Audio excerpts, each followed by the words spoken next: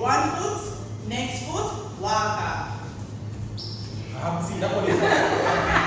Gwaan gems, welcome to episode 4 of Shantel Tries, the series where each month I try something new or conquer a fear. This month I headed over to Fit Lab Studios to try something I've always been mesmerized by: pole dancing. Now, before we even touched the pole, our instructor Christina laid down the ground rules. We covered safety, expectations for the class, and even learned about the different types of pole used in pole fitness.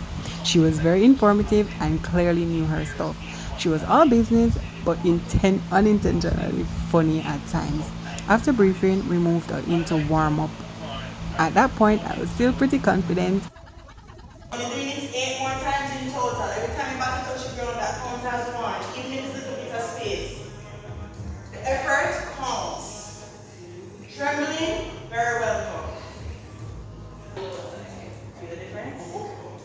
Yeah? So we open, skin out the back of the knee, on the pole, before you fold the knee. Let me tell you something. None of it was as easy as it looked. I've watched pole dancers perform and make everything seem effortless, graceful, and smooth. Meanwhile, I was discovering muscles I didn't even know I had. To the base of the pole, not in free space, but not that something in the gym you said to go.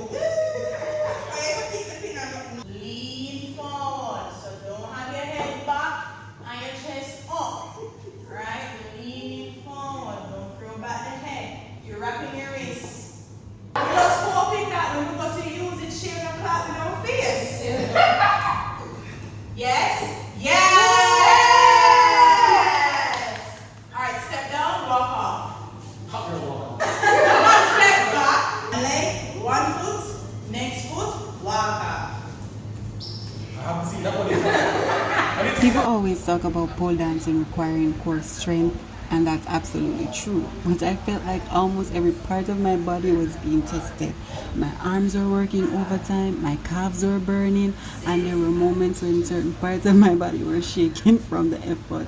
Major respect to the real pole dancers, because this is no joke. This particular class was called a pole taster, which is essentially an introduction to pole dancing. Honestly, we covered much more than I expected. By the end, I felt challenged, accomplished, and proud of myself. The best part was the moment when the moves actually started working after several attempts. There's something so awesome about your body learning a new skill in meantime. So would I do it again? Absolutely yes. Join me for the next episode of Shantel Tries. Bye!